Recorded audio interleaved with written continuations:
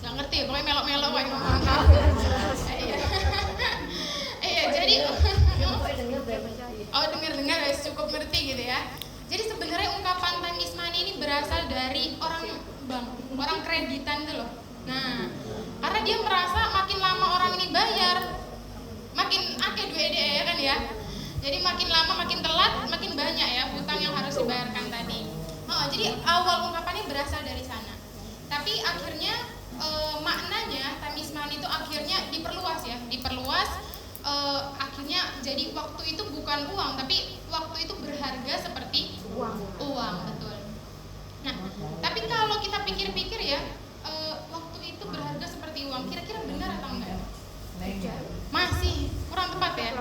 Iya, masih kurang tepat. Karena kalau bisa disamakan ya, kurang dekat. Kalau misalnya mau disamakan antara waktu dan uang tuh jelas, kalau waktu dia itu hilang nggak bakal bisa balik ya kalau waktu.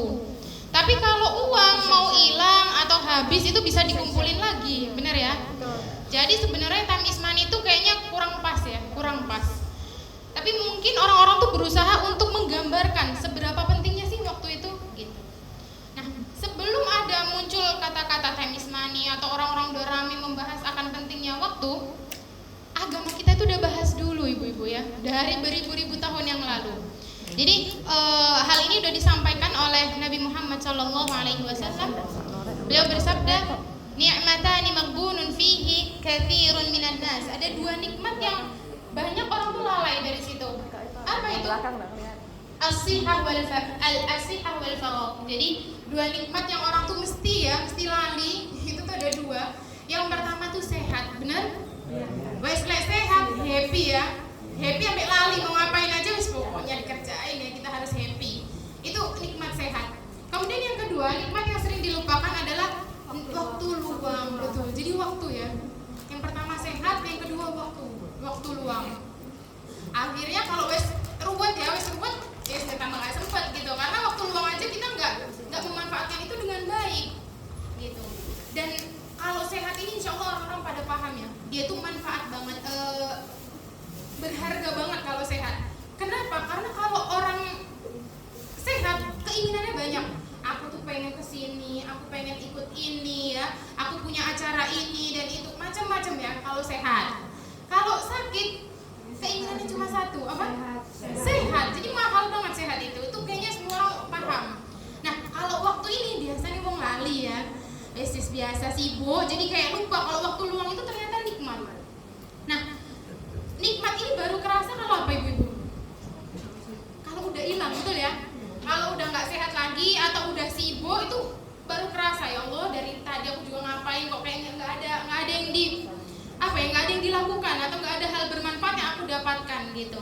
Nah, makanya Nabi itu ngingetin kita lagi ya, nggak cuma sekali atau dua kali, banyak hadis yang membahas akan pentingnya waktu. Salah satunya ini nih, iltanim khamsan qabla khamsin ya, manfaatkanlah 5 perkara sebelum 5 perkara. Jadi Nabi nyuruh kita ya sebagai umatnya untuk memanfaatkan waktu ya, 5 perkara sebelum 5 perkara. Yang pertama, syababaka qabla haramik, waktu mudamu sebelum datang waktu tuamu. Wasihhataka qabla saqamik, sehatmu sebelum datang sakitmu. Wa ghinaka qabla faqrik, kayamu sebelum miskinmu. Wa faragaka qabla syughlik, masa luangmu atau waktu luangmu sebelum sibuk ya, sebelum repot. Dan yang terakhir, hayataka qabla mautik, hidupmu sebelum matimu. Dan di situ Nabi bilangnya apa? Dimanfaatkan ya. Jadi kita suruh memanfaatkan itu. Ibnu Umar juga ngomong ya, Ibnu Umar itu anaknya Umar bin Khattab. Beliau juga ahli hadis ya. Beliau bilang, "Idza amsayta fala tantadhiris sabah." Kalau udah sore jangan nunggu pagi. Misalnya nih ada urusan yang bisa kita kerjakan sore ini. Ya sore ini dikerjakan ojo wis meneh suwe. Gitu ya, biasa kan gitu. Dilanjut juga idza asbahta fala tantadhiril masa. Dan kalau pagi itu bisa dikerjain, jangan nunggu sore. Jadi jangan nanti wes saiki dikerjakan diselesaikan. Wa khudh min limaradik wa min hayatika limautik. Dan manfaatkanlah atau pergunakanlah ya masa sehatmu sebelum sakit dan masa hidupmu sebelum mati. Nah, dari situ kita paham ya kalau semisalnya waktu itu berharga. Dan Allah tuh nggak ngasih orang tuh kesempatan 2 kali. Ya wis ya, orang hidup kalau udah lewat masa mudanya ya lewat ya. Wah, ya sehat-sehat, kalau dia sakit ya udah gitu kan, ya udah habis masanya dia. Jadi Nabi benar-benar mengingatkan akan pentingnya waktu di situ. Nah, biasanya ya kalau manusia itu sukanya tasawuf tuh engkau ya, engkau. Terus nanti insya Allah, apalagi aku insya Allah nanti mau sedekah gitu ya. Oh banyak pokoknya, engkau insya Allah aku nanti banyak, rencananya itu banyak. Itu manusia ya. Jadi misalnya sedekah nanti akhirnya lupa dan udah gak kepengen lagi buat sedekah. Sholat juga pengen sholat tapi nanti kayaknya nanti ya. Akhirnya rasa pengen sholatnya itu hilang. Biasa ya kayak gitu kan. Makanya kenapa kalau kita pengen ngelakuin kebaikan saat ini diusahakan langsung dikerjain. Karena kalau udah nanti itu setannya udah banyak. Tidak usah sedekah atau ilmu kakek nemen gitu ya. Muncul ada aja atau udahlah nggak usah sholat sekarang wis tuos kesel ya. Atau wis masa dari tadi seharian kayaknya nggak usah lah. Atau mulutnya udah dari tadi ngomel terus ya anaknya nakal atau apa. Jadi wis nggak usah zikir. Jadi setannya udah banyak. Tapi ketika kita pengen ngelakuin kebaikan, ada rasa untuk melakukan kebaikan langsung dikerjain. Dan itu yang bukan saya, Ibnu Umar ya. Ibnu Umar Nabi pun juga bilang seperti itu. Nah kita mulai ke zaman sekarang ini. Sekarang nih udah Sya'ban ya, betul? Udah mau Ramadan. Biasanya orang banyak rencananya juga kalau Ramadan. Insya Allah Ramadan aku mau rajin sholat ya. Aku Ramadan insya Allah rajin zikir. Tapi yang tadi Ramadan ya. Akhirnya Ramadan nanti pertengahan Ramadan lah ya. Sampai pertengahan diundur lagi. Akhir Ramadan pas malam Lailatul Qadar. Akhirnya nggak berangkat ya. Nah, jadi sebenarnya kapan kita harus mulai rajin? Jawabannya sekarang. Iya betul ya. Sekarang. Jadi jangan nunggu waktu Ramadan, mulai dari sekarang. Gitu. Dan ini ada pepatah ya. Ada pepatah yang bilang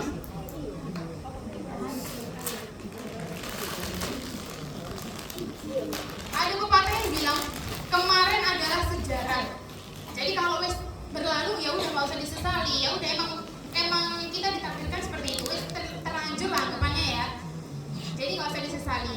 Besok adalah misteri karena kita nggak tahu besok tuh masih hidup atau enggak, masih sehat atau enggak, Ramadan masih ketemu atau enggak, betul. Kemudian hari ini adalah hadiah. Hari ini kita masih bisa nafas, sehat, hidup ya, masih kuat anggapannya untuk apapun yang kita pengen, itu tuh hadiah dari Allah. Jadi manfaatkanlah sebaik-baiknya, jangan nunggu nanti, sekarang. Nggak ngomong nanti Ramadan tapi sekarang. Dan orang-orang yang udah biasa melakukan amal baik sebelum Ramadan, itu nanti Ramadan udah terbiasa. Beda kalau baru mulainya pas Ramadan, baru berusaha, baru memaksakan diri untuk rajin. Beda sama orang-orang yang udah rajin dari sebelum Ramadan. Ntar Ramadan dia tinggal tinggal nambahin zikir lah, atau tinggal nambahin sholat karena dia udah biasa rajin ibadah. Kalau baru mulai pas Ramadan, nah itu biasanya ada males-malesnya, ada nggak mood-moodnya itu banyak ya. Akhirnya nggak berangkat ya. Di saat semua orang panen, kita masih nanem telat. Nah dulu waktu kuliah tuh anak pernah tanya ke dosennya, Ustaz boleh nggak sih kita berdoa minta umur panjang? Kira-kira boleh nggak? Boleh ya? Umur yang berkah. Betul. Jadi karena kita mikirnya dulu, kayaknya enak ya punya umur panjang ya, semua orang pengen gitu. Kata beliau, jangan minta umur panjang, ya. Minta umur yang berkah. Betul, karena kalau cuma panjang toh isinya maksiat, ngapain gitu? Karena dia kerjanya di situ cuma numpuk maksiat aja selama bertahun-tahun dia hidup itu. Jadi kata ustadznya minta hidup yang berkah. Terus dilanjutin ya sama ustadznya. Tapi kalau ada orang yang hidupnya itu sama-sama ada 2 orang ya, bukannya ada fulan A sama fulan B. Dua-duanya hidupnya itu isinya ibadah atau misalnya dia rajin ya, dia rajin ngumpulin pahala dan lain sebagainya. Yang satunya umurnya 60, yang satunya umurnya 70, kira-kira bagusnya mana? Sama-sama soleh ini. Satunya 60, satunya 70, bagus yang mana? 70. Berarti dari situ kita bisa menarik ya, oh, yang penting itu dua berarti. Umur yang panjang dan berkah. Jadi kalau doa jangan setengah-setengah. Mintanya dua. Ya Allah, aku pengen umur panjang plus berkah. Gitu. Kalau doain orang pun juga kayak gitu. Jangan doain ya tak doain umur panjang. Jangan. Doain yang komplit. Semoga umurnya panjang dan berkah. Ini sesuai sama fatwanya Syekh bin Baz ya, hafizahullah rahimahullah taala rahmatan wasi'ah. Beliau berkata ya, yajuzu syar'an talabal umri thawil wa du'a bih. Kata beliau, boleh kita tuh minta secara syariat, boleh kita tuh minta umur yang panjang. Dan kita juga boleh ya minta doain orang atau kita doain orang tentang umur tadi. Bal huwa amrun mustahabun idza quyida bit ta'ah wal 'amal shalih. Kata si Ibnu bin Baz, itu bakal dianjurkan ya, bahkan dianjurkan kita minta doa ke orang atau kita doain orang semoga umur panjang, itu dianjurkan asalkan quyida bit ta'ah wal 'amal shalih, asalkan dikaitkan ya atau disertai dengan ketaatan dan amal soleh. Jadi jangan cuma umur panjang ya, amin, oh ya, sehat ini. Jangan cuma sehat sama umur panjang. Belum tentu orang yang sehat dan umurnya panjang itu baik, betul? Jadi dari sini kita bisa tarik garis ya, kalau misalnya masalahnya itu bukan umurnya, bukan kuantitasnya, bukan jumlahnya, tapi apa? Kualitasnya. Umur yang Allah kasih segitu tuh buat apa gitu loh, bukan jumlahnya. Jadi gak usah iri-irian, orang ini umur sampai 70 gitu ya, gak usah. Aku is 60 misalnya udah gak kuat badannya atau apa, bukan jumlahnya tapi kualitasnya. Nah, jadi kita sebagai manusia kudu milih dengan bijak ya, karena sejatinya umur panjang atau pendek itu takdir, betul? Nah, udah ditulis sama Allah, umurmu 60, umurmu 70 gitu. Tapi apa yang kita kerjakan dengan umur segitu itu tuh pilihan. Benar nggak? Iya kan? Apa yang kita kerjakan dengan umur 60 misalnya atau 70 itu tuh pilihan kita. Kita mau jadi orang yang rajin beribadah atau mau ya udah happy aja. Itu kan pilihan ya. Jadi makanya kita manusia itu kudu milih dengan bijak ya, dengan bijak, betul. Karena memang kenapa sih harus hidup tuh kok kayak serius banget gitu? Kenapa enggak ya happy lah ya, jangan terlalu berat lah, jangan terlalu serius gitu. Karena emang Nabi bilang ya, ada 4 hal yang harus kita pertanggungjawabkan di dunia ini. Hidup tuh ada 4 hal yang perlu dipertanggungjawabkan. Hadisnya, la tazulu qadama 'abdin yaumal qiyamah hatta yus'ala an umri. Jadi ada 4 hal yang nanti waktu hari kiamat kita tuh nggak bakal pindah kedua kakinya kecuali udah ditanya dulu tentang 4 hal ya. Yang pertama, an umrihi fi ma'afna, tentang umurnya untuk apa dia habiskan, dia ngabisin umurnya itu apa aja yang dia kerjain. Wa an ilmi fi ma fa'ala fi, dan tentang ilmunya apa aja yang dia amalkan. Kadang ada orang suka numpuk ilmu ya, kajian kesana kemari, belajar sampai S3 misalnya, tapi nggak tahu ilmunya itu hasilnya apa buat dia, itu nggak tahu dia juga. Dia bingung, ya wes pokoknya aku menuntut ilmu, gaya kerja misalnya, gajinya enak misalnya, itu nanti bakal dipertanggungjawabkan sama Allah ya. Apakah kita mengamalkan ilmu itu dengan baik atau tidak? Dan aku yakin ya di sini nggak mungkin nggak ada yang tahu tentang agama Islam atau syariat ya. Insya Allah pada paham. Cuman kadang mau ngerjainnya itu loh, betul. Jadi yang mahal tuh nggak cuma ilmunya doang, ngamalinnya itu juga sulit gitu. Dan itu bakal ditanya sama Allah. Kemudian yang ketiga, wa an malihi min aina iktasabahu, dan hartanya untuk apa dia habiskan ya. Jadi harta dia dikasih harta rezeki kan udah ditakar ya sama Allah. Itu buat apa? Duitnya itu buat apa dia habiskan? Buat mangan tok ya, atau buat healing tok misalnya, atau misalnya buat apa? Biasanya kalau ibu-ibu banyak ya, check out Shopee. Itu harganya ya sama Allah. Jadi Allah tuh nggak melarang kita buat beli barang, nggak boleh. Cuman secukupnya dan bermanfaat, betul. Kadang orang tuh haus mata. Oh ini api nih, lagi diskon. Nanti ada lagi, oh api diskon. Jadi semuanya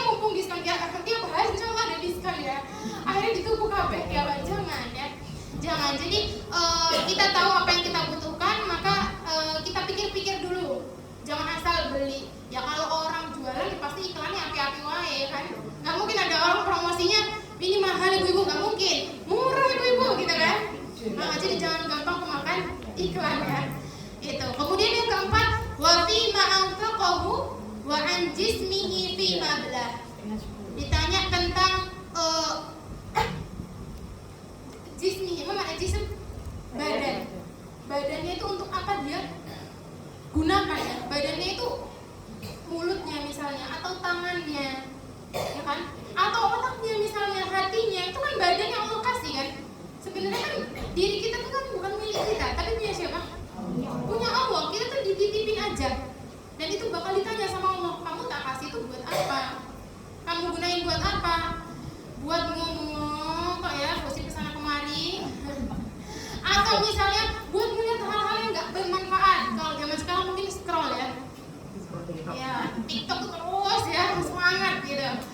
Matanya berarti kan tidak digunakan untuk hal-hal yang bermanfaat. Atau mungkin tangannya mungkin misalnya kalau ibu-ibu ya apa ya, kayaknya ibu-ibu manfaat sih tangannya buat masak ya. Buat masak insya Allah manfaat. Buat gangguin tonggo misalnya ya. Atau gebuy anaknya misalnya. Gak apa, kalau mukul anak boleh. Asalkan pada tempatnya. Jadi semua yang kita punya itu titipan dan akan ditanya sama Allah. Jadi jangan ngerasa ya serah-serah aku ya, kan hidup gue, bukan hidup sampean ya. Itu dikasih sama Allah, dititipin. Jadi kita harus amanah. Amanah tuh gak cuma sama muamalah dalam segi uang atau amanah urusan apa ya, ada urusan sama orang, enggak. Amanah juga sama diri kita sendiri gitu kan. Jangan sampai kita tuh jadi orang-orang yang menzalimi diri sendiri. Allah udah ngasih tahu ini, ngasih tahu itu, kita harus bablas, bismillah ya, hidup ya gini. Jangan ya, jangan. Berusaha untuk selalu introspeksi diri. Dan manusia itu sejatinya nggak mungkin benar terus ya, pasti banyak salahnya. Dan itu disebutin di hadis, kullu bani Adam khata'. Semua anak Adam itu berdosa dan pasti salah. Jadi aku nggak bilang aku juga orang soleh gitu ya, benar terus, enggak, pasti salah. Wa khairul khata'in at-tawwab. Orang salah yang paling baik itu orang yang kembali kepada Allah, yang bertaubat. Jadi kalau kita salah istighfar, kita salah introspeksi diri, minta maaf. Segampang itu kan sebetulnya ya. Cuman mau ngelakuin itu loh kadang abot. Dan kita kadang nggak ada waktu buat introspeksi diri. Misalnya seharian udah capek masak, ngurus anak, bojone ganya misalnya ya. Akhirnya malam-malam ketiduran, ya kan? Jadi nggak sempat introspeksi diri, nggak sempat kayak muhasabah. Ya Allah, apa ya dosa apa yang hari ini aku lakuin gitu. Jadi harus disempetin itu, harus disempetin. Jadi biar kita jadi apa ya, pribadi yang lebih baik lagi. Kemudian, oh ya, ini juga ibu-ibu di sini pernah dengar ya, atau sering dengar nggak kayak kalian itu kalau tausiah ya, biasanya kalian itu harus semangat untuk melakukan amal soleh gitu ya, atau sunnah di bulan ini, atau ini amalan ada keutamaannya, jadi harus sering dikerjain. Pernah dengar mungkin kajian seperti itu? Sering ya, kayaknya sering gitu disebutin sama ustaz-ustaz. Nanti ini mau Ramadan, kalian harus semangat ya, karena ada keutamaannya. Kenapa ya? Kenapa kayak tiap tausiah tuh mengajak kita untuk semangat untuk amal sunnah gitu ya. Kalian tuh jangan lalai di saat Ramadan atau waktu malam Lailatul Qadar 10 hari terakhir. Kenapa kayak gitu? Ada yang tahu mungkin alasannya? Mengajak kebaikan, motivasi. Kenapa yang wajib enggak? Kadang jarang kalau yang wajib. Ada cuman jarang. Kalau bahas sholat wajib 5 waktu, dalilnya A, B, C gitu. Kenapa? Kok seringnya sunnah-sunnah gitu? Istighfar ibu-ibu ya, bertaubat. Menjalankan keinginan pribadi yang lebih banyak. Oh nah, sorry. Itu juga boleh. Tapi salah satunya yang lebih dapat ya, kalau berkaitan sama judul kita, karena umur kita pendek. Umur kita tuh pendek. Waktu kita itu sempit dan terbatas. Jadi cuma wajib tok yang dikerja kurang ya kan? Pahalanya tuh kurang. Jadi kalau kita cuma fokus sama yang wajib, sholat sehari bismillah 5 waktu, Masya Allah Ramadan 30 hari gitu ya. Ya wes itu toh hidupnya gitu aja. Kurang nggak kira-kira? Kurang. Umurnya umatnya Nabi itu bentar ya Ibu. Di hadis disebutin ya, umurnya umatnya Nabi itu cuma sekitar 60 sampai 70 toh. Ya kan? Yang lebih-lebihnya misalnya dia sampai 80 atau 100 itu cuma dikit gitu. Rata-rata segituan tuh, 60, 70, bahkan kayaknya kita sering menemui ya orang-orang yang sekarang nih masih muda-muda udah diambil sama Allah. Ya, berarti kan sesingkat itu, hidup itu sesingkat itu. Dan kalau kita cuma mengumpulkan yang wajib-wajib doang, pahalanya tuh nggak muat buat masuk surga. Surga Allah tuh mahal ya. Kalau murah nanti semua orang bisa masuk ya. Jadi mahal. Makanya kenapa? Pasti ya kajian atau ajakan orang tuh tentang yang sunnah. Yang wajib itu ada, cuma nggak banyak. Karena insya Allah kalau wajib semua orang bisa ya. Insya Allah bisa dan berusaha untuk dikerjakan. Tapi kalau sunnah tuh kadang agak nyepelein. Sunnah wae ya. Kadang terpikirkan seperti itu, betul? Betul ya, karena Anda sendiri juga aduh sunnah, nggak apa-apa, wis tak tidur wae ya. Jadi tidur lebih utama daripada sunnah tadi. Itu sering dialami manusia. Makanya kenapa ajakannya selalu tentang yang sunnah. Nah, walaupun ya kalau bahas masuk surga itu sebenarnya masuk surga itu nggak cuma dengan pahala ya. Masuk surga itu rahmat Allah. Tapi ada tapinya. Rahmat Allah tuh dicari atau kita tidur aja? Dicari ya, nggak mungkin rebahan doang terus kamu jadi hamba yang dirahmati, itu kan nggak mungkin. Rahmat itu dicari dan diusahakan. Jadi nggak cuma nyari-nyari tok di mana ya rahmat Allah, enggak ya, diusahain agar kita tuh jadi hamba yang dirahmati oleh Allah. Nah, namanya usaha itu butuh perjuangan nggak? Butuh perjuangan. Harus berlomba-lomba nggak? Iya. Harus dong. Jangan mau kalah ya. Dia aja bisa sholat sunnah, masa aku enggak gitu. Jadi mikirnya tuh harus yang optimis. Jangan ya itu kan dia kan hidupnya longgar ya, hidupnya santai. Aku kan sibuk. Tidak ada kemungkinan dia lebih unggul daripada kita, ya kan? Mungkin dia dapat nikmat longgar, kita dapat nikmat yang lain. Kenapa enggak kita berusaha cari pahala di yang lain itu? Jadi jangan malah, oh kan dia kan longgar, aku masih sibuk, jadi nggak sempat. Jangan mikir kayak gitu. Mikirnya dibalik. Kalau dia bisa, kenapa aku nggak bisa? Jadi harus kayak orang lomba lah. Kalau orang lomba itu kan nggak mau kalah ya. Oh dia bisa juara satu, aku juga harus juara satu, gitu. Dan perintah untuk berlomba-lomba atau berusaha mati-matian dalam urusan akhirat itu ada di Al-Quran. Fastabiqul khairat, itu di surah Al-Baqarah ayat 148. Maka berlomba-lombalah dalam melakukan kebaikan. Gak cuma satu, ada lagi yang lain di Al-Imran ayat 133. Wasari'u ila maghfiratin min rabbikum wa jannatin 'arduha as-samawati wal ardh uiddat lil muttaqin. Jadi bersegeralah kamu menuju ampunan Allah ya. Kita disuruh bersegera, bukan santai-santai. Jadi kalau bisa sekarang, jangan nunggu nanti. Itu kan bersegera ya namanya. Misalnya nih kita disuruh untuk bersegera, cepetan bawa minum kopi. Itu jalannya santai-santai atau gimana? Ya cepet ya orang disuruh ngambil gitu. Nah sama ini Allah nyuruh gitu. Jadi jangan malah Bismillah besok nggak ketemu, sampai nggak ada kesempatan ya, sampai nggak ada kesempatan lagi. Itu jadi makna bersegera itu kalau bisa sekarang ya sekarang. Jadi ibu-ibu jangan ribut rebahan lah ya. Saya tak rebahan gitu. Ini 2 jam, 3 jam rebahan terus ya, keterusan. Jangan, karena suatu hari kita bakal rebahan kok. Sesuai ya. Iya. Di yang lahan. Jadi jangan ribut rebahan di dunia. Dunia itu bukan tempatnya untuk istirahat. Dunia itu bukan kalau kita udah meninggal, peristirahatan terakhir, bukan ya. Bukan. Dunia itu tempatnya berjuang. Dan itu udah disampaikan oleh salah satu syekh ya. Ada muridnya yang nanya, ini kayaknya pernah bilang, ya syekh mata roha. Syekh kapan istirahatnya? Ini muridnya anak kecil ya, mungkin capek belajar kok ya. Syekh pengen istirahat, gitu kesel. Kata syekhnya apa? Ar-roha hina awwali qadamin wada'uha fil jannah.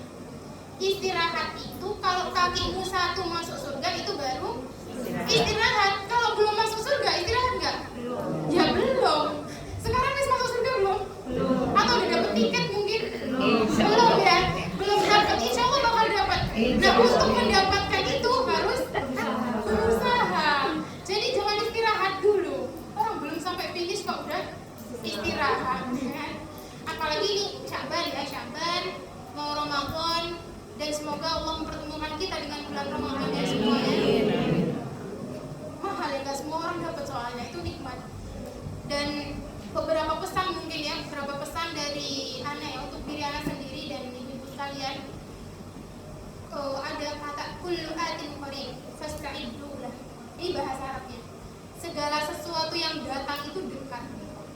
Semua yang akan datang itu dekat. Fasta'iddu lah, apa artinya fasta'iddu lah? Maka persiapkanlah.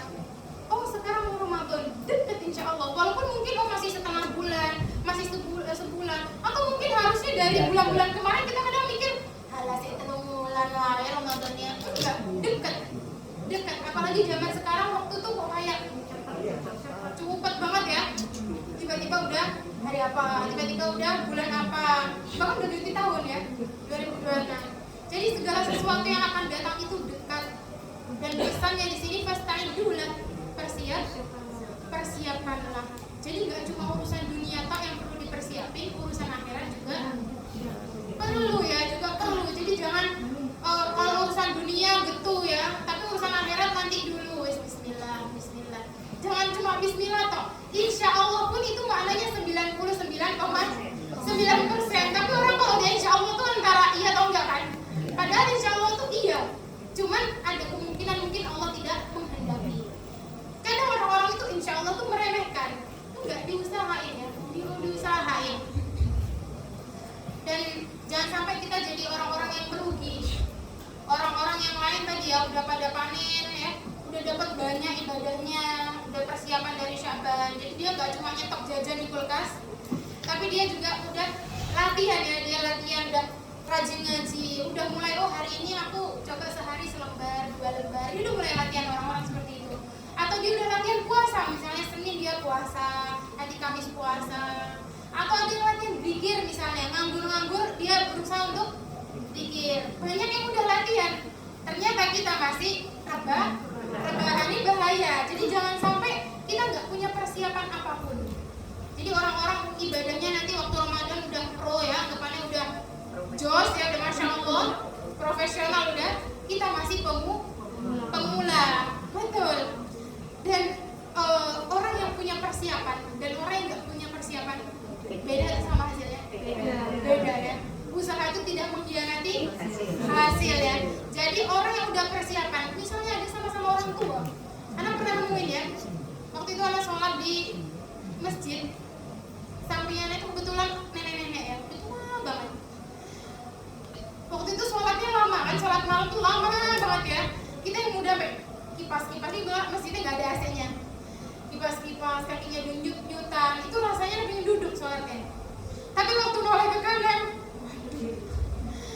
nenek-nenek berdiri dari awal sampai akhir. Kita yang muda minder ya. Ya Allah, masa senang mau duduk. Sedangkan si ibu-ibu ini, nenek-nenek ini tadi semangat gitu berdiri. Terus tanya, Nek kok sampai kuat gitu ya. Ini sholatnya lama, itu berjus-jus bacanya beliau berdiri. Kita yang muda udah kayak gini-gini, beliau biasa aja selonjoran habis sholat. Nanti mulai beliau berdiri lagi. Dia biasa, tidak menganggap itu beban kali ya. Minum apa?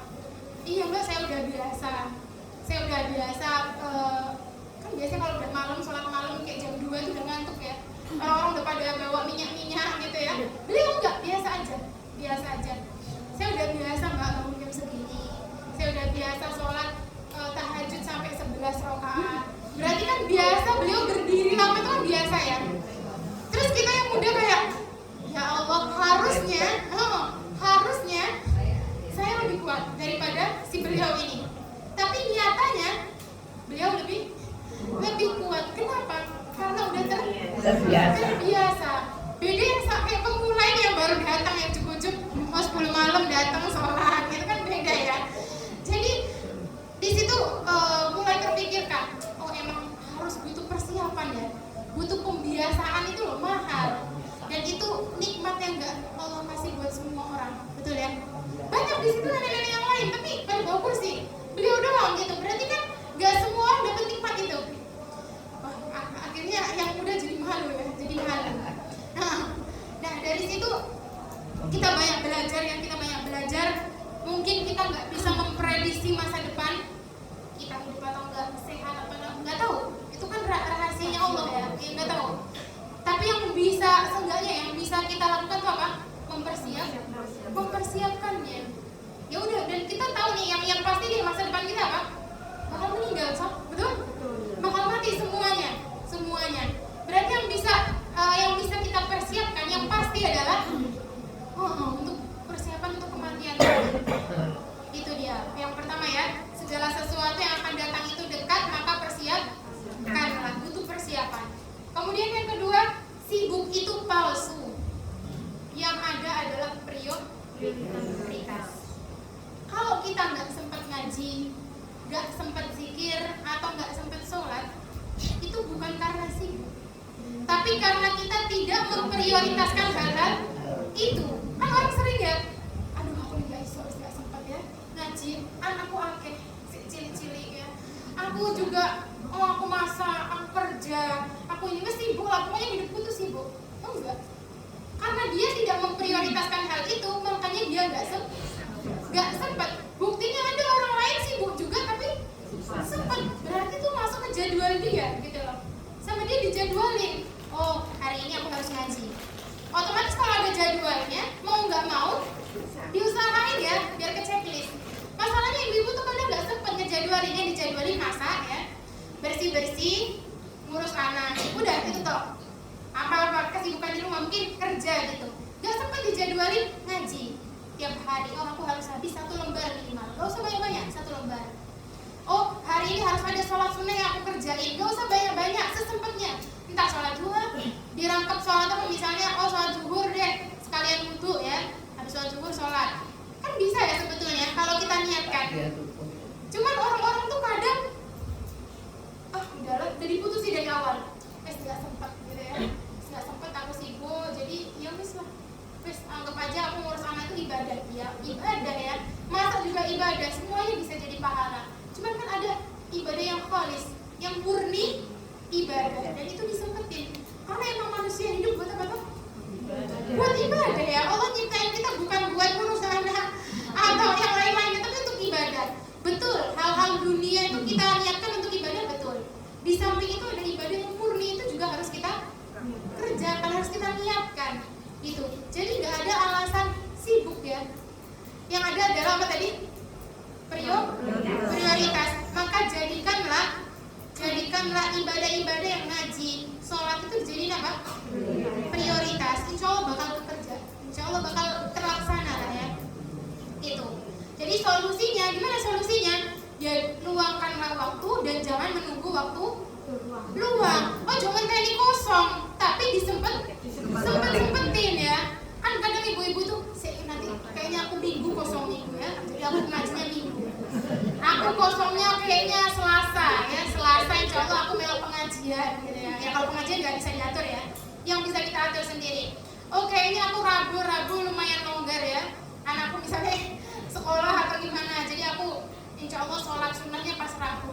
Jangan ya, jangan nunggu waktu luang, tapi luangkanlah waktu. Jangan nunggu seminggu 3 kali ngaji, jangan tiap hari ngaji, disempetin kayak gitu itu. Jadi nggak ada alasan sibuk ya, mulai dari sekarang. Dibuatin jadwal. Kalau nggak mau jadwal, pasang alarm. Ya, apapun diusahain ya. Jangan sampai kita ini cuma ngomong toh. Kadang orang tuh, insya Allah aku tiap hari ngaji, tapi nggak ada usahanya. Insya Allah toh ya, ada usahanya. Entah dibuatin jadwal misalnya, atau mungkin masang alarm ya, itu kan bentuk usaha kita. Insya Allah sama Allah tuh dipermudah. Jadi kita kalau dari awal itu udah usaha, kita dari awal udah ada niat disertai dengan usaha ya. Jadi nggak cuma niat toh. Kadang kalau niat itu nggak bekerja, ya, nggak terlaksana. Niat plus usaha, insya Allah sama Allah dikasih jalan. insya Allah. Yakin, dicoba dulu. Makanya percaya dulu. Jadi ditulis di jadwal, kita bikin jadwal. Mungkin ada ibu yang suka bikin jadwal, boleh. Atau yang enggak, mungkin kadang lalian, masang alarm ya. Alarm, oh jam segini aku ngaji. Atau habis maghrib harus ngaji. Kalau enggak belum ngaji, jangan bangkit dari sejadahnya itu, jangan bangkit, duduk dulu. Pokoknya harus ngaji gitu. Jadi kalau kita punya tekad yang kuat ya, terus usahanya oke, insya Allah bekerja gitu. Itu pesan yang kedua ya. Jadi jangan alasan sibuk, tapi harus diprioritaskan. Yang ketiga, memperbaiki mindset ya. Kalau orang zaman sekarang bukan mindset. Kalau mungkin ibu-ibu bahasanya pola pikir. Pola pikirnya diperbaiki. Maksudnya apa? Harus optimis ya, kayak yang tadi aku bilang. Jadi orang tuh jangan diputusi dari awal ya. Orang pesimis kan dari awal udah diputusi. Oh aku besok. Oh aku nggak sempet. Oh aduh maaf ya, aku kayaknya ya ada urusan ini. Akhirnya habis diputusi nyari alasan. Aku ini dan A dan B itu udah pesimis dulu, itu namanya pesimis seperti itu ya. Harus optimis. Oh Bismillah, insya Allah aku isok. Oh Bismillah, insya Allah aku sempet gitu. Kalau pola pikir kita baik, pola pikir kita itu optimis ya, insya Allah tuh ya badan kita tuh mengikuti ya, badan kita tuh mengikuti. Ya kan karena emang otak itu kan nyuruh ya, otak kita kan pusatnya, nyuruh di seluruh badan. Kalau otaknya udah diputusin dari awal, nggak sempat, nggak kesel, nggak iso apa segala macem, akhirnya badannya ikutin, beneran nggak iso gitu. Jadi harus optimis ya, dan wes nggak usah nyari-nyari alasan untuk diri sendiri. Paham nyari alasan untuk diri sendiri? Kebanyakan orang tuh kayak gitu ya. Oh, aku nih ibu-ibu, anakku misalnya 5, secili, atau aku udah tua ya, gak kuat dan lain sebagainya. Jangan banyak nyari alasan untuk diri sendiri ya. Kita usahakan dulu. Mungkin Allah tuh yang ngasih nikmat buat orang tuh beda-beda. Allah tuh ngasih nikmat dan yakin semua orang dapat nikmat di sini, itu beda-beda. Mungkin ada orang tua, ibu-ibu yang tua banget udah nggak kuat mungkin badannya, tapi Allah kasih nikmat apa? Banyak rezekinya. Berarti yang bisa dia jadikan ladang pahala itu apa? Rezekinya tadi. Ya apa caranya? Dua ini bisa jadi ladang pahalaku.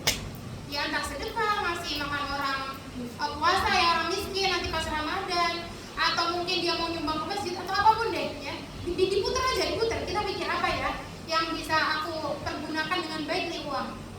Itu dia nggak dapat nikmat sehat tapi dapat nikmat miskin. Ada ibu-ibu yang anaknya banyak ya. Anaknya banyak, masih kecil-kecil. Kan dia nggak sempat dia nggak sempat mau ikut pengajian, nggak sempat betul. Atau misalnya mau sodako misalnya dengan uang yang banyak juga mending buat bayar SPP ya dong ya. Ada yang mikir juga misalnya, oh apa cari hal yang bisa dia manfaatkan untuk menjadi ladang pahala dia. Oh mungkin anak-anakku, aku tak ngajari anakku deh. Itu kan ladang pahala ya sebenarnya. Mumpung anaknya cilik gitu kan. Oh, oke, aku ngajarin anakku. Atau oh mungkin ini semua ibadah yang aku lakuin ya, aku masak di rumah atau aku ngurus anakku atau ngurus suamiku tuh aku niatin beneran buat ibadah. Jadi ladang pahala dia.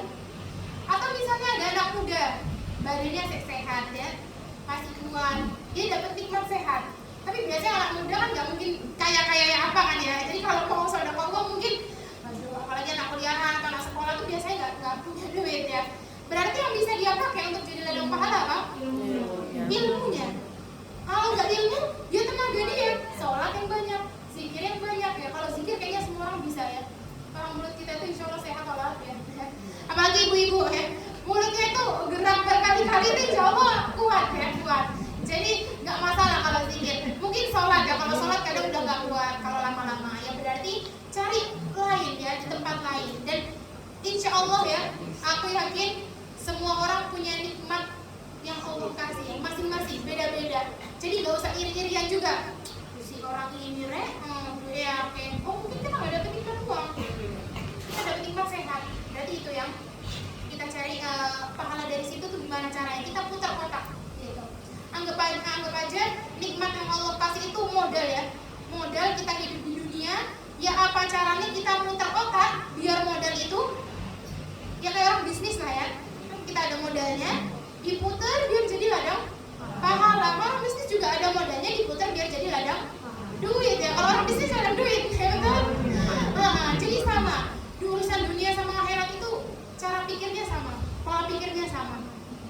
kayak gitu. Jadi nggak ada alasan, oh aku nggak bisa, aku nggak sempet, aku nggak bisa ini karena aku udah tua, aku mencari alasan lain, aku sibuk. Jangan ya, jangan. Coba kita berusaha husnuzon sama Allah. Oh, aku badanku sakit, makasih ya Allah, aku dapat nikmat yang lain. Oh, misalnya aku nggak dikasih apa, badanku sehat ya Allah, tapi aku dapat nikmat yang lain. It's okay, berarti sehat itu yang diusahain buat nyari pahala. Jadi insya Allah ya, semua orang itu kita yakin punya kelebihan dan kekurangan. Jangan fokus ke kekurangannya, tapi fokus ke kelebihannya, kayak gitu. Dan insya Allah kalau ibu-ibu yang ibu rumah tangga ya, insya Allah banyak waktu luangnya. Apalagi yang udah anaknya udah gede-gede itu kan banyak ya waktu luangnya. Jadi insya Allah sempat ya kalau mau ngaji, mau sholat, atau mau ikut pengajian itu sempat. Dan di luar itu nikmat ya, nikmat. Di luar sana banyak ibu-ibu yang kerja, ya mau ikut pengajian susah, anaknya masih kecil. Jadi mungkin buat ibu-ibu yang di sini bersyukur ya sama Allah, alhamdulillah bisa datang. Karena banyak banget ibu-ibu yang mengeluh kayak, ya Allah Kak, aku tuh nggak sempet mau datang pengajian atau ngaji itu nggak sempet karena aku punya anak kecil, nggak bisa ditinggal dan ini dan itu. Dan di situ kita harus sadar, oh bisa datang ke majelis ilmu itu juga nikmat ya, juga nikmat gitu. Jadi kalau ada orang yang nggak bisa dapetin apa yang kita punya, itu kita bersyukur. Oke, itu pesan yang ketiga ya, memperbaiki pola pikir. Jangan mencari alasan, tapi memperbaiki pola pikir. Harus optimis ya, insya Allah bisa. Nyari pahala itu nggak cuma satu jalannya banyak. Jadi jangan berpusat ke, oh harus sholat yang banyak, kalau sholat tarawih, kalau nggak sempet ya nggak apa-apa, cari yang lain. Jadi nyari pahala tuh banyak kok jalannya, jadi jangan khawatir. Yang penting ada kemauan dari orang, dari diri kita. Allah udah ngasih jalan, kita tinggal mau lewat atau enggak gitu ya. Itu.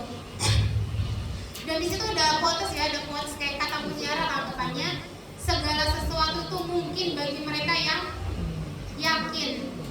Segala sesuatu itu mungkin bagi mereka yang yakin. Kalau kita dari awal yang nggak yakin, ya wes, Allah juga ngasihnya antara ngasih dan gak ngasih gitu ya, mungkin dan gak mungkin. Makanya kenapa dari awal itu rasa yakin itu mahal. Yakin dulu, bisa insya Allah. Aku Ramadan ini insya Allah jadi orang baik, lebih baik gitu, atau pahalanya banyak insya Allah. Yakin dulu, nanti gimana caranya ya kita sambil nyari apa yang bisa aku luangin, apa yang bisa aku kerjain gitu. Jadi yakin dulu, dan keyakinan tuh nggak bisa dengan niatnya yang insya Allah yang sekedarnya, harus tekad yang kuat dan persiapan yang matang ya, persiapan yang matang gitu.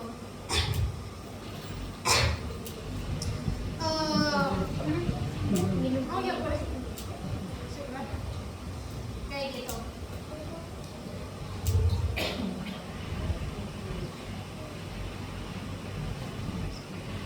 Oke.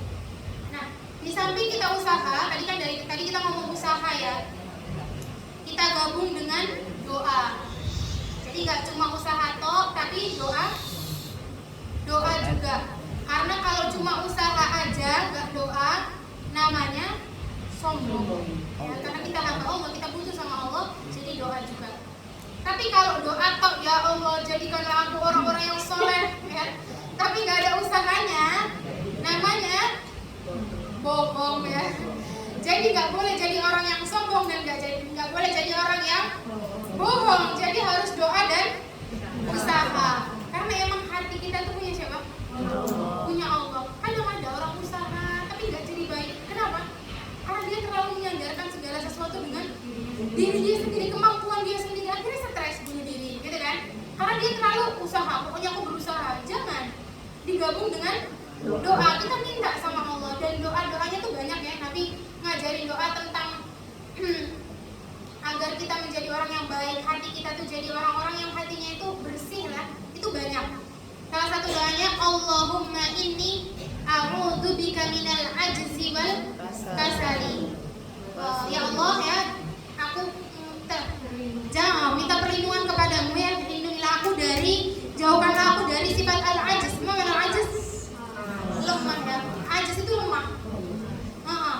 Ajz itu ketidakmampuan, karena dia lemah. Wa a'udzubika minal kasal. Kasal itu ketidakmauan. Kalau ajaz tadi nggak kuat, lek kasar nggak mau, dan kita minta biar dilindungi dari dua itu. Karena ada orang yang badannya kuat tapi nggak mau, ya kan? Ada yang badannya dia mau, masya Allah, tapi badannya nggak kuat. Makanya kita minta berlindung dari kedua itu. Kemudian dilanjutin wal bukhli wal haram. Al bukhl apa? Al bukhl. Bukhl itu pelit ya, pelit. Kalau bukhl itu pelit untuk orang lain. Jadi kita nggak mau ngasih orang, itu bukhl namanya. Kalau pelit untuk diri sendiri, kita beli buat ya Allah, nggak mau makan buat diri sendiri, itu pelit kan? Itu pelit juga. Namanya syuh. Dan syuh itu juga dilarang sama Allah ya. Di ayat ada wa uhdhiratil anfusus syuh. Jadi untuk diri sendiri aja nggak boleh pelit ya. Orang lain juga nggak boleh. Tapi rata-rata orang-orang tuh ya kalau sama diri sendiri itu jarang pelit. Insya Allah enak. Itu gawe awake dhewe genah. Tapi lek ngasih orang tuh kadang agak mikir ngasih 1000 apa 50 ya 1000. Ya, jadi itu di situ kita minta berlindung dari al-bukhl. Kemudian ada al-haram. Apa artinya haram? Bukan, haram itu artinya pikun. Karena kalau orang udah pikun, itu Nabi beneran berdoa ya agar dihindarkan dari pikun. Karena kalau udah pikun, gak bisa apa ya. Dia hidup kayak nggak hidup gitu. Karena mau ibadah juga dia pikun. Aku sholat belum ya? Aku wudhu ya kalau pikunnya baik-baik. Kalau enggak, ini jadi repot ya. Jadi kita berdoa agar terhindar dari pikun ya. Jadi semoga kita meninggal dalam keadaan sehat ya. Jangan sampai penyakit apapun, apalagi yang sampai pikun ini. Alhamdulillah. Kemudian ada juga doanya wa adzabil qabri. Agar terhindar dari azab kubur. Jadi dunia iya, akhirat juga iya. Jadi minta perlindungannya itu dari semua sisi. Ada lagi lanjutannya, Allahumma ati nafsi taqwaha. Ya Allah, berikanlah jiwaku ini ketakwaan ya. Jadikanlah jiwaku ini suka dalam hal yang ketakwaan atau ketaatan. Wa zakkiha anta khairu man zakkaha. Dan bersihkanlah karena engkau sebaik-baiknya pembersih hati. Ya. Jadi bukan kita yang bersihin hati, jadi siapa? Allah. Anta waliyuha wa maulaha. Karena engkaulah yang memiliki wewenang ya, atau yang mengatur ke Allah. Hati kita kan di tangan Allah ya, di genggamannya Allah. Jadi kita minta sama Allah. Allahumma inni a'udzubika min ilmin la yanfa. Ya Allah, lindungilah aku dari ilmu yang tidak bermanfaat. Ilmu yang nggak bermanfaat itu nggak mesti ustaz ya atau ustazah. Kadang kita nggak mungkin kan orang nggak punya ilmu, kan nggak mungkin. Yakin semuanya punya ilmu. Urusan agama kayak dasar-dasarnya yakin semuanya punya. Tapi bermanfaat atau enggaknya itu kan bahaya ya. Ada yang tahu, oh sholat itu 5 wajib, 5 waktu itu wajib gitu ya. Tapi yang dikerjain enggak? Banyak yang enggak, tapi kan berarti dia punya ilmu tapi tidak tidak dikerjakan, tidak diamalkan. Bermanfaat enggak ilmunya? Enggak, cukup tahu. Oh puasa Ramadan wajib ya bagi orang muslim yang mampu dan ini itu. Paham? Banyak yang ngerjain enggak? Banyak, tapi banyak yang enggak juga di luar ya kan? Berarti dia punya ilmu tapi tidak bermanfaat. Makanya kita berlindung dari ilmu yang tidak bermanfaat. Wa min qalbin la yakhsha. Dan dari hati yang tidak khusyuk ya, dari hati yang nggak pernah khusyuk. Itu bahaya. Hati kita kalau sholat itu keleng, oh kunciku deh kayaknya saya. Atau nanti pas sholat, loh kompornya belum tak matiin. Kalau sholat itu yakin semuanya ingat tiba-tiba. Oh anakku masih di kampung misalnya. Jadi kita berdoa agar hati kita tuh selalu diberikan apa? Kekhusyukan sama Allah. Wa min nafsin la tashba. Dan dari jiwa yang enggak pernah puas, enggak pernah kenyang. Misalnya kita dikasih segini kurang, ya Allah kurang. Misalnya kita dapat makanan apa, enggak enak, ya Allah itu kan enggak puas berarti ya kan? Enggak puas, oh kurang terus. Ya memang serba kurang dunia itu ya. Jadi kita minta hati yang sedikit aja itu cukup gitu loh, kecukupan. Takarannya itu bukan banyak, tapi rasa cukup. Ada orang dikasih 1 M itu bunuh diri ada. Iya, karena dia merasa apa? Kurang. Tapi ada orang yang dikasih 100.000 hidup aja, senang malah sampai, oh makasih ya Mbak, kalau dikasih pasti kayak gitu. Kenapa? Karena dia merasa cukup. Jadi yang mahal itu bukan kuantitasnya, tapi apa? Kualitasnya, rasa cukup dia itu loh. Itu makanya kita minta sama Allah.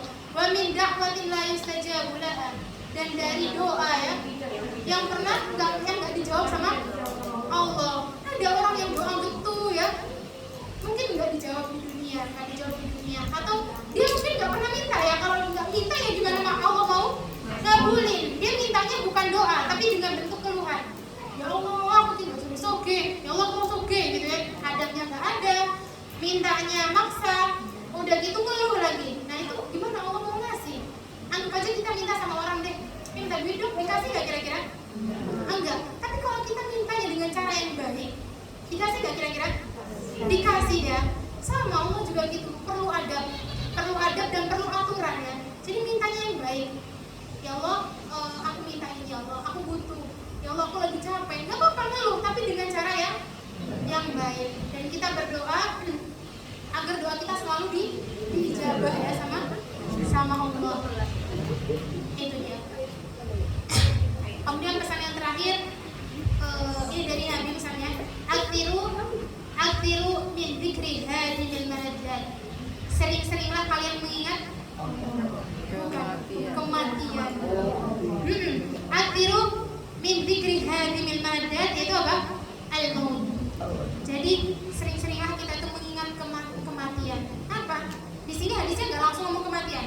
Perbanyaklah kalian mengingat hal-hal yang dapat memutuskan kelezatan. Apa? Kematian. Mati. Orang kalau udah mati, mau punya harta segunung juga nggak bisa merasakan, betul?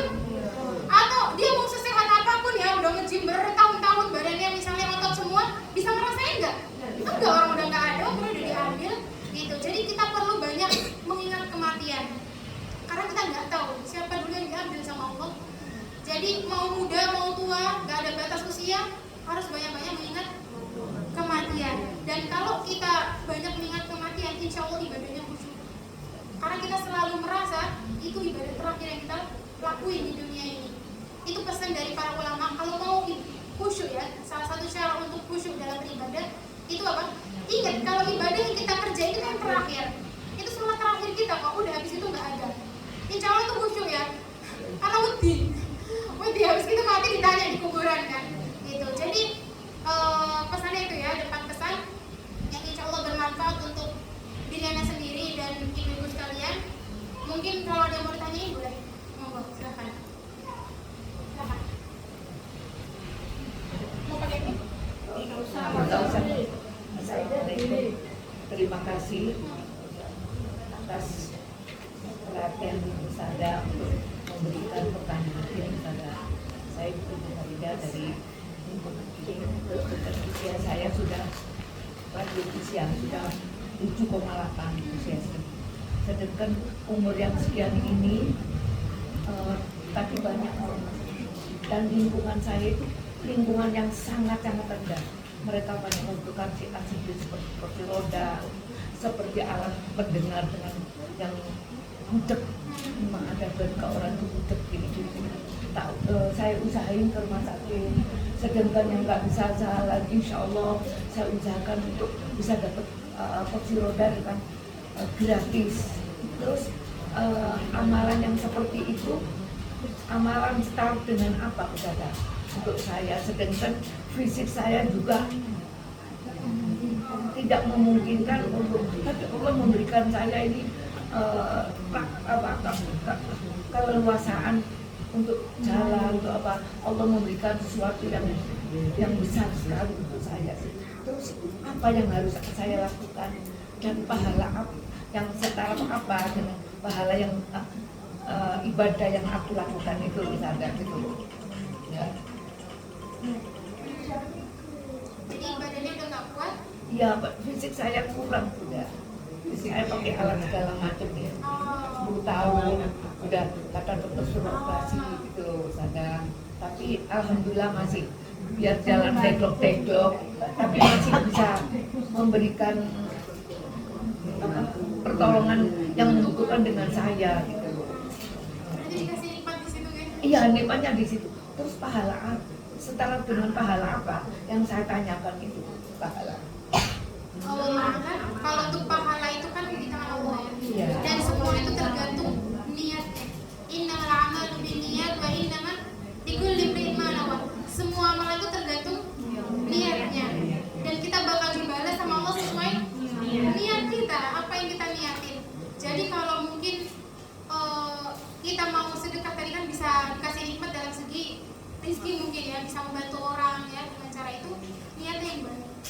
kalau bisa murni buat lillahi ta'ala ikhlas ya. Ya Allah, aku nggak bisa, kayaknya aku nggak bisa sholat atau ibadah yang pakai jawari itu badan ya. Tenaga yang pakai ibadah yang pakai tenaga itu kayaknya nggak kuat. Aku ibadah ini ya Allah, gitu ya. Aku ibadah ini, aku mohon pahala dari minta sama Allah, niatnya diperbaiki lagi, gitu. Itu aja sih. Mungkin kalau dari segi badan tuh kayaknya, apalagi kalau udah tua itu kayaknya nikmat itu jarang didapat ya, jarang didapat. Nggak apa-apa, cari celah mana yang bisa saya kerjakan untuk mencari pahala. Saya senang pekerjaan yang seperti ini, senang sekali gitu loh, Ustazah. Senang sekali gitu memberikan harapan orang ke saya gitu maksudnya untuk ini untuk itu dengan biaya gratis, dengan alat ini yang gratis, alat telinga budek gitu untuk Ustazah itu gratis, dengan kursi roda gratis. Mereka sangat senang. Jadi kalau ada apa-apa tuh Pak Ida gitu. Jangan masjid saya seperti ini Ustazah. Bagus nih. Ya. Khairun nas alhamdulillah, orang yang paling baik itu orang yang bermanfaat untuk orang lain. Terus doa apa untuk saya bisa terus seperti ini Ustaz? Doa untuk saya apa doanya Ustaz? Sama ya, doa minta istiqomah ya. Oh gitu. Istiqomah, dibersihin hatinya. Kan kadang ada orang yang ngasih orang pengen dibalas ya. Ya. Betul ya. Karena ada yang kayak gini. Mamaku juga sering ngajarin. Kau tuh kalau baik sama orang, insya Allah orang baik sama kau. Nah, waktu berjalannya waktu mulai bilang gitu. Kayaknya bukan kayak gitu ya sistemnya. Kalau kita baik sama orang, itu karena Allah yang nyuruh. Iya. Ya kan Allah nyuruh kita jadi orang baik. Betul. Bukan karena orang itu bakal baik sama kita. Nabi Muhammad baik sama orang, buktinya jadi dijahati gitu loh. Ya kan ya. Jadi kan bukan masalahnya bukan di situ. Jadi kayaknya pentingnya ikhlas itu mahal. Karena jiwanya manusia itu suka balasannya. Kadang misalnya nih ada orang, bahkan Abu Bakar aja deh ya, Abu Bakar. Jangan ngomong kita kalau kita wes aduh ya. Abu Bakar itu pernah ngasih sedekah ya, sumbangan buat siapa nama sahabatnya? Beliau itu sahabat yang menfitnah Aisyah. Nah, itu sekelas Abu Bakar aja yang biasanya dekat orang ini, ternyata anaknya difitnah sama si fulan ini. Mana si beliau ini? Akhirnya Abu Bakar nyetop kan ya, nyetop kebaikan itu. Di situ ada mikir wah, Abu Bakar aja, sekelas Abu Bakar aja digituin aja gak terima ya, langsung diambil sedekahnya. Tapi sama Nabi disuruh apa? Fa'fu wasfahu, disuruh maafin. Udah, kamu itu sedekah, anggap aja kalau dulu ya kata Ustaz, kita sedekah itu kayak buang air. Wes lupa kan? Kita kalau buang air kan wes lupa ya. Jadi gak usah berharap A, B, C, gak usah. Ya wes pokoknya aku ngeluarin duit. Anggap aja aku buang bala, pokoknya anggap aja wes daripada Allah mengambil harta ini dengan cara yang tidak baik, aku keluarin dengan cara yang baik. Gitu, udah, pokoknya kasih aja. Gak usah ngeliat orangnya, gak usah A, B, C, wes pokoknya wes urusan dia ya, urusan dia. Setelahnya terserah dia. Yang penting aku mau sedekah gitu. Jadi boleh kita tuh baik mencari pahala dari sedekah, tapi kadang bahayanya kalau sedekah itu kan kadang gitu ya, kita minta balasan yang baik dan lain sebagainya. Sebisa mungkin jangan ikhlas tuh susah, dan aku sendiri juga ngerasain kayak kalau kita ngasih ke orang ya kita juga pengen orang tuh baik sama kita ya kan ya. Cuman ada orang-orang yang bisa mungkin kurang tahu diri atau kurang sadar diri, itu kan banyak ya. Ya udah gitu, nggak usah diambil pusing, pokoknya aku ngasih kamu kayak gitu. Jadi wallahu alam, nikmatnya di situ bisa digunakan sebaik mungkin, diperbaiki niatnya, insya Allah dapat balasan yang setimpal ya. Amin. Itu jawabannya. Ya, makasih Ustazah. Sama-sama mau jawab insya Allah. Ya. Ada lagi mungkin yang mau nanya? Tentang 4 hal yang akan ditanya di akhir, kita punya ilmu ya. Terus kita mengetahui bahwa semua apa yang diciptakan oleh Allah itu untuk beribadah. Kemudian kita menyekolahkan anak sampai S1 tapi tidak di luar jalur agama, itu bagaimana? Soalnya banyak juga yang mengkritik percuma sekolah tinggi nanti akhirnya juga seorang wanita itu ibu rumah tangga.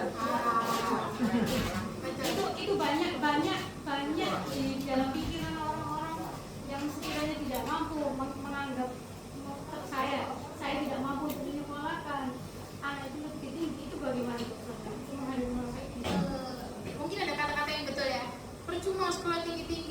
pasti jadi ibu rumah tangga. Ibu rumah tangganya betul. Kata-katanya. Tapi rumah tangganya, dapurnya itu beda.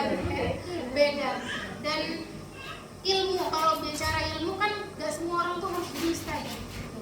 Gak semua orang itu harus jadi pengajar, pendidik, guru misalnya. Enggak.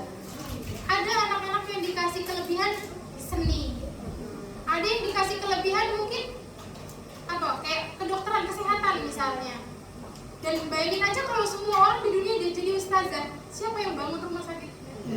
Siapa yang ngurus di rumah sakit, dokter-dokternya? Kalau semua orang jadi ustaz atau ustazah.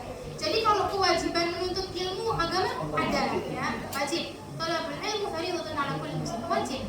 Tapi ya sebatas ilmu agama aja kan, kalau mungkin jurusan agama kan luas ya, dia detail-detailnya juga tahu. Tapi kalau kita nggak ngambil jurusan itu, ngambil jurusan yang lain nggak apa-apa. Tapi kewajiban seorang ibu seenggaknya anaknya dipahamkan akan agama, dasar-dasar agama. Anak sholat itu wajib ya, puasa itu wajib, itu aja. Kalau yang lebih-lebihnya itu ya fardu kifayah ya. Kalau udah ada yang ngerjain, misalnya udah ada yang belajar, ya nggak apa-apa kalau anaknya nggak suka di situ. Dan kayaknya sering ditemuin ya di pondok tuh, banyak anak yang sering dipaksa sama orang tuanya. Mungkin orang tuanya pengen anaknya itu baik ya secara agama, karena orang tuanya merasa aku loh urusan dunia, selama ini aku hidup sama dunia capek, kayaknya udah nggak manfaat. Ternyata beliau baru menyadari, akhirnya anaknya disuruh agama, dan di situ akhirnya anaknya malah jadi nggak karuan ya, karena nggak sesuai sama passionnya dia, minatnya dia. Jadi kalau jujur jangan, udah nggak apa-apa. Kan kewajiban orang tua itu bukan mengatur anak, bukan, tapi mengarahkan, ya kan, yang mengarahkan.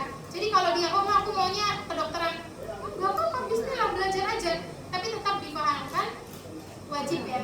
Jangan lupa ngaji, yang dasar-dasarnya lah minimal tetap dapat gitu. Dan kalau semisalnya percuma perempuan sekolah tinggi-tinggi, kayaknya aku juga dimarahin sama orang-orang. Aku juga dimarahin sama orang-orang, percuma perempuan tinggi-tinggi.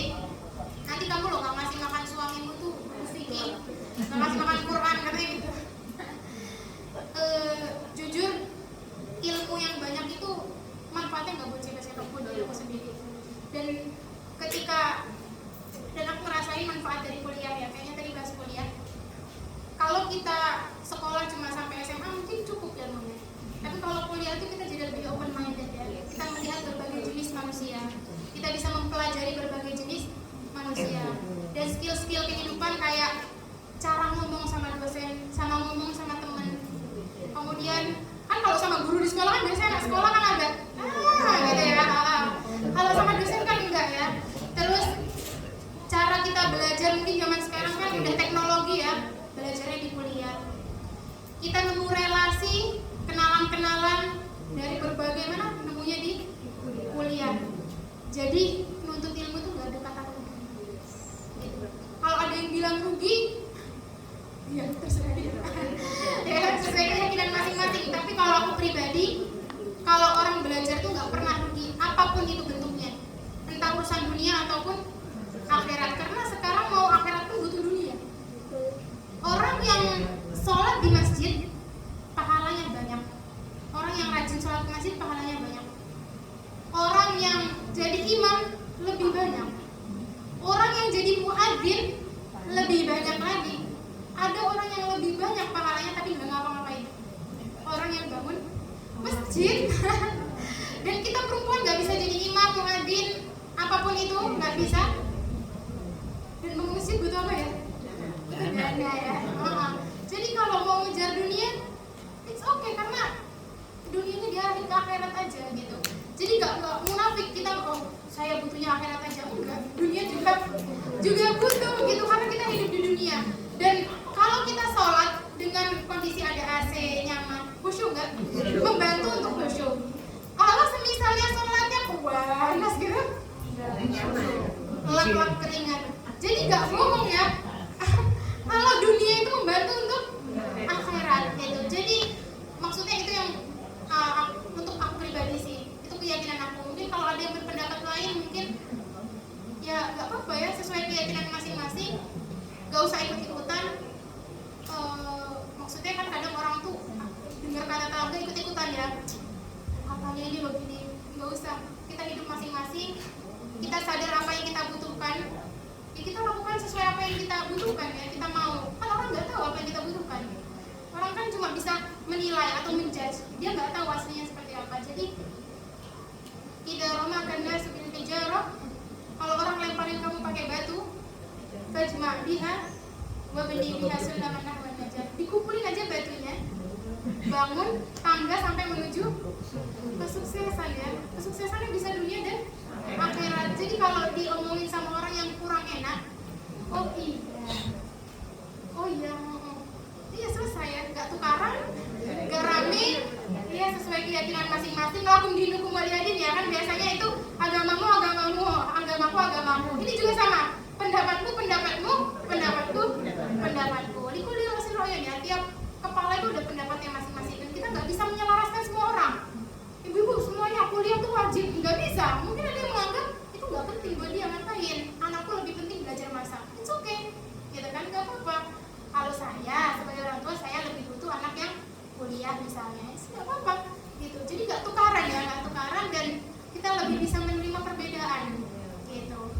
Itu sih, jadi kayaknya anaknya dipahamkan, nggak usah pesimis, nggak usah minder, tetap pede, sukses insya Allah ya kalau kita sesuai dengan jalan kita. Allah alam soal itu. Ada lagi mungkin menjawab pertanyaan ini? Cukup menjawab Kak? Menjawab Pak Iva. Sudah cukup menjawab. Ada lagi mungkin yang mau ditanyain? Sudah cukup. Insya Allah cukup di sana sini. Semoga bermanfaat untuk Anda sendiri dan semuanya. Allahumma balighna Ramadan wa ahillahu alaina bil amni wal iman was salamah wal islam. Allahumma anfa'na bima 'allamtana wa 'allimna ma yanfa'una wa zidna ilman ila ilmina.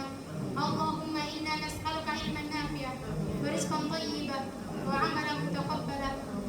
Rabbana ighfir lana dhunubana wa dhunuba walidayna warhamhuma kama rabbayana shighara. Rabbana atina fid dunya hasanah wa fil akhirati